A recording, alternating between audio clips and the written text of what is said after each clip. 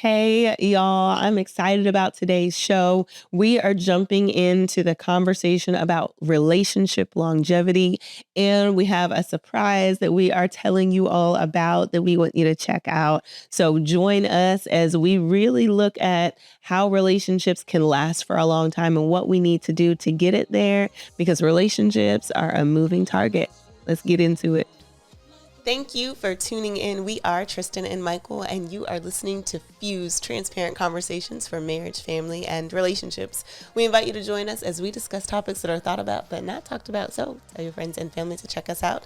And as always, join us on any of our social handles or our website, fusedmarriages.com. You need to stop talking so much. I hear something in your voice. You got a little bit of raspiness into it. This is from cheering on my kids. Oh, okay, that's right. We got kids playing sports. Yeah, y'all. we have littles. So any parents out there that have littles, She is a yeller. She's that parent out there like, my baby, go baby. Yeah. That's me. Yeah, and no problem. Yeah. That's me for sure. Support a kid. They did very well. We had several games, but there's something I do want to talk about that I'm pretty excited about. We have some new content coming out. It's actually a new show that's going to be coming out on our Fuse Media platform. The show is called Pivot. The concept of the show is to start conversations. It's a short series. We will be releasing 4 a month, and then we'll have a month off in a month. So the goal is to start conversations, to watch the episode and let us know, comment, talk to your family, your friends, others about what you think. What would you do in different situations? Which character do you think is right? All of that, because we really want to start dialogues just like we do on this show.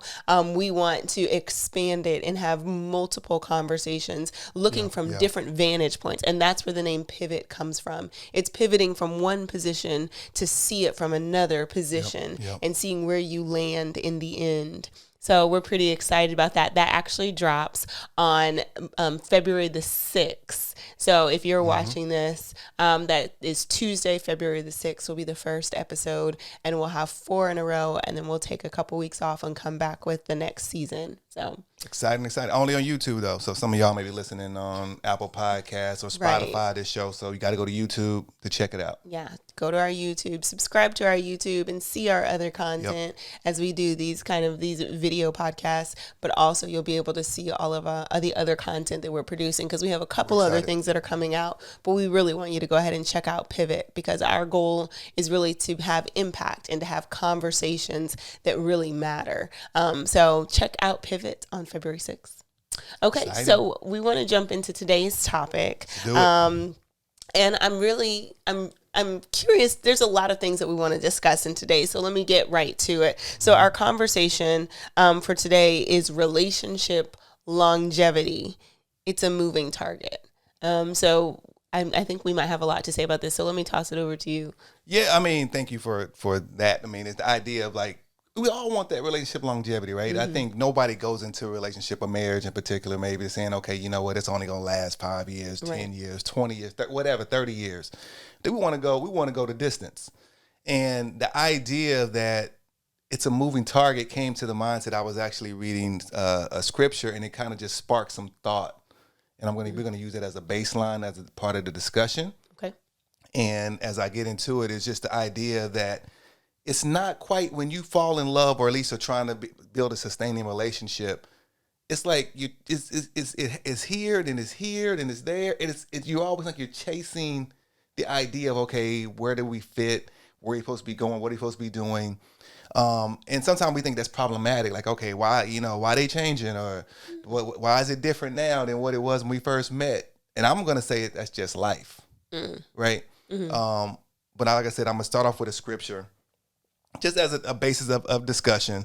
And it comes out of 1 Kings chapter 3. Mm-hmm. I'm going to jump in at verse 2. And it's going to read just 2 verses of it.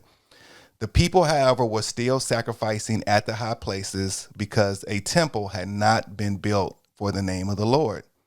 Solomon showed his love for the Lord by walking according to the instructions given him by his father David, except that he offered sacrifices and burnt incense on the high places. Okay. All right. So just to kind of give a little background, just a little bit of background. King Solomon, David's son, everybody may know David, the one that slayed Goliath. His son became king. He was sacrificing, worshiping, we'll call that worshiping, at the high place. Okay. The high place is the original place where Moses had his tabernacle. If you know who Moses is, Moses one went to the Red Sea, this, that, and the other. They had a high place on a mountain where they went to worship, right? It was a tent. Solomon was worshiping there, right? Solomon was searching out God's love there at the high place. If we go back to verse 3, which is what kind of the focus kind of got my mind on, and I jump in mid sentence on verse 3. It said, given to him by his father David, except that he offered sacrifices and burnt incense at the high place. Solomon was still looking for God's love at the high place, and he shouldn't have been, right? He was supposed to have a place built in Jerusalem. This is getting maybe way too deep. This is going pretty deep. It's going too I'm deep. like, I'm looking at the topic like, all right. It's like, I'm just trying to provide some color from the discussion, Okay. right? Of that, it's a moving target. Solomon, let's get to let's get jump right in. Okay, Solomon was worshiping at a place that his father did, or Moses did, that his father did, and it was good for them. And he was going back to the same spot, loving the same way. And God was like, no, you're supposed to be in Jerusalem. Why Jerusalem? We ain't gonna go into that right now. But the idea is that this high place was different from where he's supposed to be worshiping God. So hopefully that helps. Okay, with the so discussion. just to make sure we understand, what you're saying is, and thank you for providing the context, but Solomon was supposed to be seeking and pursuing God differently than what had come before from Good. Moses, from David, from all of those. And for relationship longevity, the connection that you're making is that we have to seek God and, you know, in the context of our relationship, our spouse differently than we might have had to do before, or even the examples that were set for us before. I love it. Yeah, that's Is that absolutely. okay? Thank you for summarizing that up perfectly. Yes. Okay. So let's kind of jump into that. And as we always say, you know, we want to hear from you. So please comment. But again, just like we talked about with Pivot, the goal is to start conversations, to begin thinking about things differently. Is this you? Are you the recipient? Or are you the giver of this? How do you need to make adjustments? All of us. How do we all need to make adjustments so that we can have not just great marriages, but great relationships with our children, with our parents, with our peers. So one of the things that you were talking about is the need for a change. So I wanted to jump into this. You said people change. So can you how does that affect relationship longevity as people are changing? Yep. If we're taking the idea that, you know what, relationship longevity rather, and it's a moving target, people are constantly changing. Right. The idea of who I married back in 10 years ago, you're different from you are now in year 10, right? If I try to position my love or do the same things, or some of them may still work, but it's a strong possibility that, like, you know what, I may gotta do something different. And the idea that people change is the idea, like, you know what, you're a moving target. And I gotta be, that's just life, right? Right. I think that's why, not just the only reason, but I think that there can be a lot of conflict in marriage because, and maybe you have heard this before, like, that's not who I married. And it's like, no, the goal isn't for them to stay the person that you married. The goal is that they evolve, but that you evolve together, that you grow together. And one of the things that you said is that when you're doing some things that you were doing in the past, then you can miss the mark. And I think that can be true even of some of the good things. Now, obviously, bringing up the past can be a challenge. But if your past is still affecting, and let me know what your thoughts are, but if your past is still obviously affecting your present, not only might you need counseling, but you really do need to say, like, why is this still painful? Like, why does this still hurt as much as it hurt before? And another part of that is the person that caused the offense, if it's a legitimate offense, if they're not just picking, but if it's a legitimate offense, you can't be like, it's over, that's done, let it go. Like, if there's still pain there, then you still, it reminds me of the Lion King back when we were kids. Yeah. Rafiki hits him with you remember? Do you remember the scene? I'm scratching my head on that. But he hit him in the head with like the stick, and the Simba was like, that hurt, and he's like, oh well, it's in the past, just forget it. Remember? Yeah. So thank you, babe. But the same thing applies if it's hurting you. You can't, if somebody is hurt in the context of your relationship, you can't just say, well, it's over. It's not a big deal because you are over it. The goal is to bring the healing and your spouse with you, so that it's not I'm on this side and you're on that side. If you're still hurt, you need to deal with it and get over it. That's not loving. And then what I was referencing earlier is even on the good things that they might have liked, when you first got together, they might have liked going out and dancing all night, but now they tired. Maybe now they just want a night in. Maybe they want, they don't really want to go out to eat. Bring it in, I'm thinking of all these like Disney movies and all of these things, but you remember in Lady and the Tramp when they had the table and they brought the spaghetti. I'm not a little old kid. animations, Lady on the Tramp. Go ahead though. But Lady on the Tramp where they set up the table and I haven't seen at that, the moon.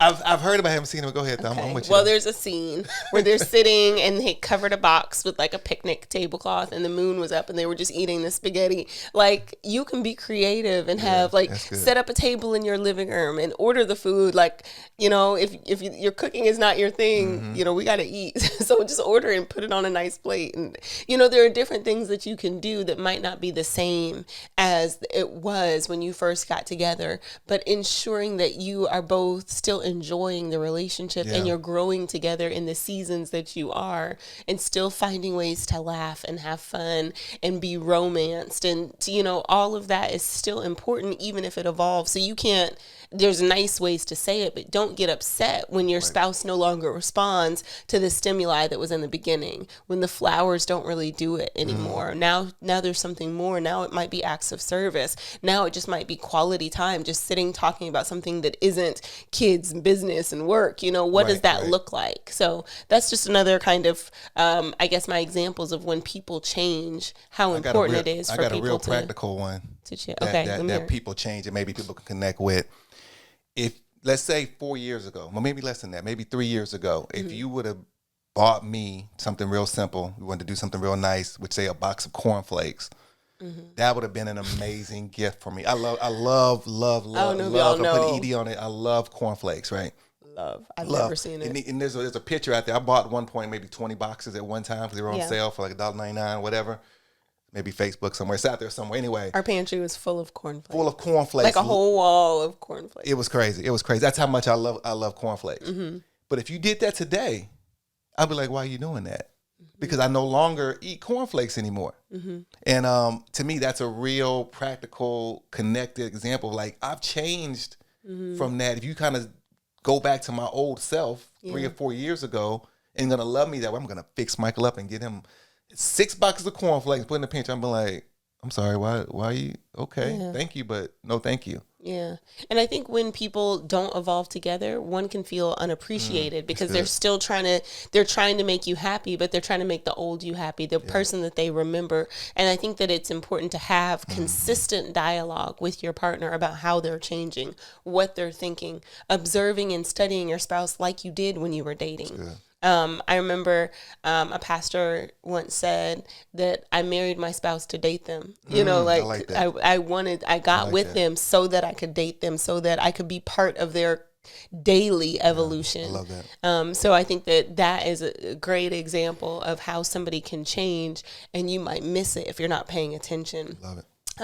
So another thing that, as we're looking at relationship longevity, is that situations evolve. So talk about that a little bit. Yeah, I mean, just the idea, right? It's a moving target, right? And I'm trying to get people comfortable. We're trying to get people comfortable with, you know what? Love is going to be something you're going to mold into it here, and it's going to be a pocket over here, and you're going to hit a hill here and a valley here, right? But situations evolve, right? And we're parents of all generations, right? We have 20-something-year-old, we have a teenager, and we have now not toddlers anymore, preschoolers or no elementary school kids now. But we've had to kind of like figure out, right, what does it look like to to be parents, to be our own selves. And along the way, we've changed, right? At some point, right, you needed help and I needed help. We got to help each other. We got to tag team this thing. Like how you love me is helping me. Right? Help get these kids, help feed them, help take some baths, this, that, and the other. Yeah. And if I would have missed that season of that, like, okay, well, hold on, before we had the kids, I didn't have to, we were just watching Netflix movies. I'm still doing that. Let's watch one. You're like, hold on, these kids got to be fed. You know what I mean? Be fed and then watch the movie. Right. But it was situation change, right? Life happens, right? Whether, COVID happens and we both at home and trying to teach the kids and you trying to be you the principal and the teacher. And I'm the assistant principal. I got a paddle. That's real. You did not have a paddle. Back in my day, that's what we did. But back in the day, we did. Back in the day. But I was assistant principal. I always did the paddling back at my school. Wasn't the main principal for me. Oh. So that's how it worked. But anyway, I just thought across my head. Sorry, y'all, if I offended somebody. That's back in the day. Anybody that was born before the, before the 90s, I guess, would remember that. Right, remember that. But just the situations change, right? And that's a big one, right? COVID was a big one. A lot of people didn't mold into that change. Yeah. We at home every day. I'm tired of looking at you. COVID made people handle everybody different. Yeah. And you had to figure out, okay, hold on, I got to see you every day. How do I love you now? I was going to work. I only had 2 or 3 hours to kind of deal with you. Now I got 8. I got 10. And you still ain't going nowhere, right? We can't even go outside. 24 hours today. So, but we had to mold us. Okay, hold on, how are we going to do this? Yeah. And that was a real thing. We had to go through that, right? How we going to do this? And I think I'm glad God, helped. We survived it, right? Had to change. We had to be willing to change and go from there. But anyway, go ahead. What you got on it? Oh, I think that was good. But yeah, situations, I think there's so many. And I think sometimes we think about the larger situations that change us. So, dealing with aging parents or dealing with littles or any other number of things. But there are also the micro things that change us. Maybe getting in a car accident where it might not be a fatality, but now you might be skittish driving on certain roads at a certain time of day, or a job change, okay, it's maybe we'll think about somebody losing their job, but a shift in a job, that situation, oh man, I used to be able to do this in the middle of the day and now I can't. Or I used to get home at 3:00. Now I'm getting home at 6:00 or whatever. Those kinds of situational things, they can be taxing on a relationship if you don't address them, if you don't think about them, if you're not really engaged.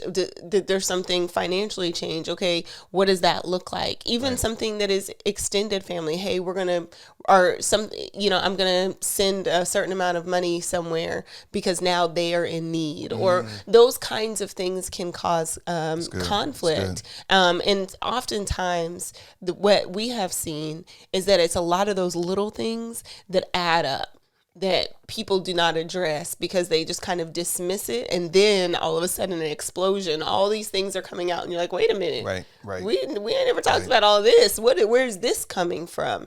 So I think it's important to recognize and to articulate even the micro changes. Hey, this is something I've been thinking about. Man, I saw this, or such and such thing happened at work and it really influenced me or impacted me. So I think that those are some of those are the situational changes that we also need to think about. Okay, this next one. Did you have something else you want to say on that? No, go ahead. I'm ready for number 3. Okay, this is one I think I really want to hear from because we've had some experiences in some of these areas, but I really want to think about how new challenges and new circumstances. So that's kind of almost a B to the top 2, people changing and situations changing will lead to this new normal, because new circumstances have come out of this. So I'd really love for you to dive into some of these, if you would. Yeah, I mean, I think the idea of with new challenges is you got life you're living. Some things you can't control, right? It gets out of your control, relationship control, your money control, can't control it.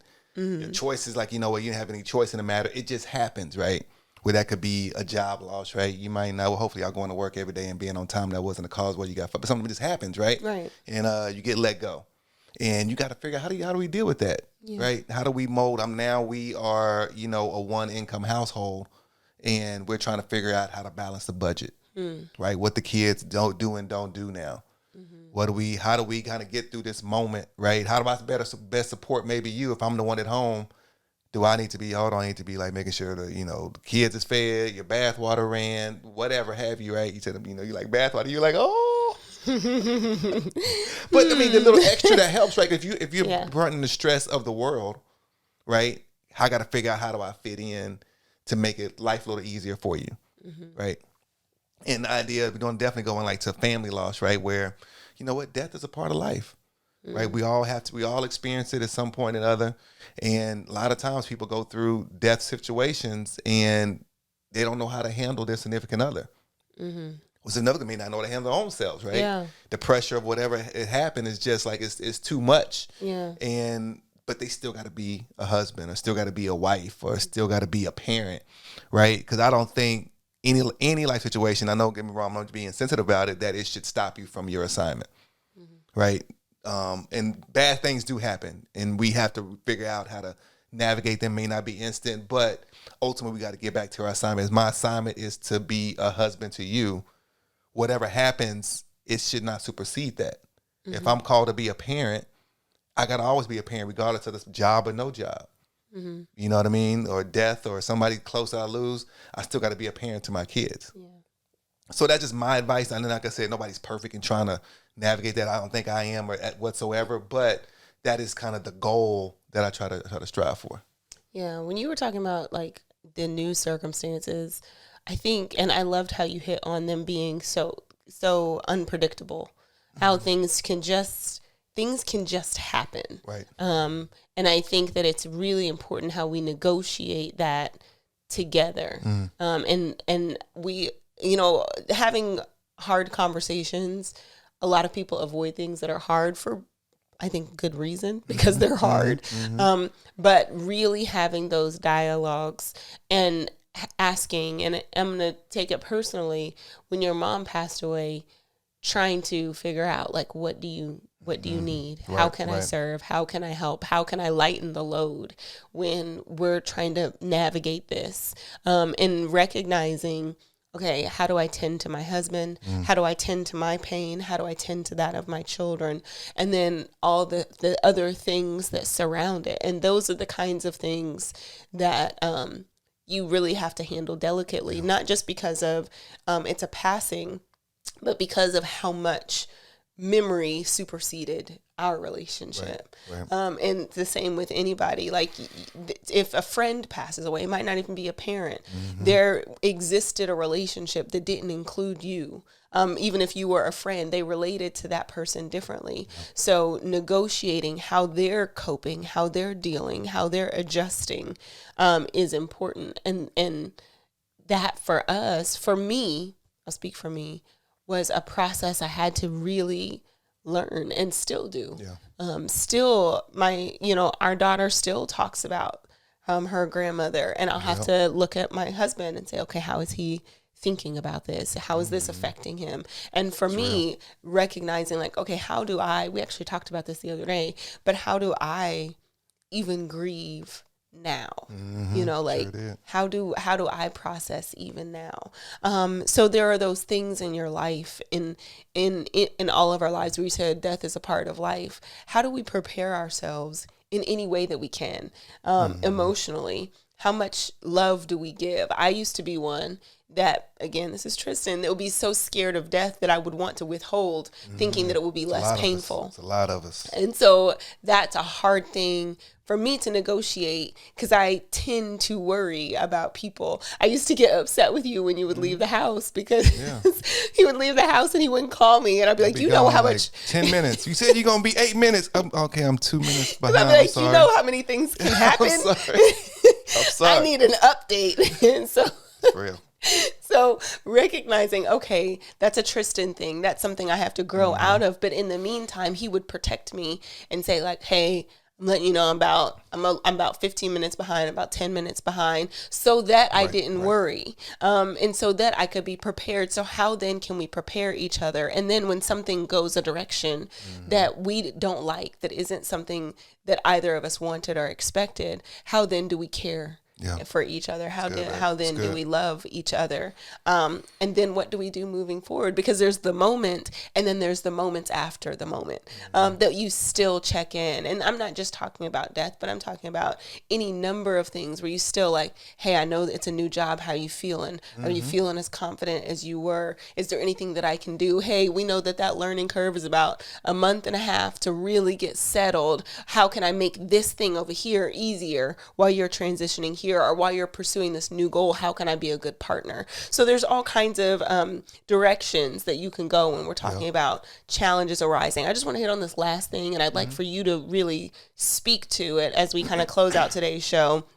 But you were talking, this to me is just so good, but being more bold into stepping out into what's next, being more bold, stepping out into what's next. Yeah, I mean, you touched on like a lot of things we both did actually, that things that happen that's negative or new challenges that's kind of like maybe, you know what, unexpected. But sometimes it's like, hey, now we have this new opportunity, this great opportunity, and we got to figure out, how do I love you through this new opportunity, right? You get a promotion, or you get this great business, right? And now we bringing in more money we ever thought we could, have, whatever. How do I love you through it? Or how do I support and add my love to that situation, right? Because you're going to be different. It may require more of you, may require more of your time, and vice versa, right? If you know it's requiring more of your time, how do I give back to my spouse if I'm gone a lot more? Do I need to take time? Hold on this day, on these days here, I'm spending. We got lunch every day this week, right? That at this time, so I'm gonna be gone for the next week, whatever have you. But these new challenges that may not be bad. It could be positive things as well. Yeah, I like that. Ending on that positive note, because the goal is that we grow together, and with our growth come new opportunities. Yes, ma'am. So how do we also evolve together with the good and the bad? So thank you all for joining us today. We appreciate your time. Make sure, as always, that you check out our website for more content and resources, fusedmarriages.com. Let's talk about it. Like a Tristin.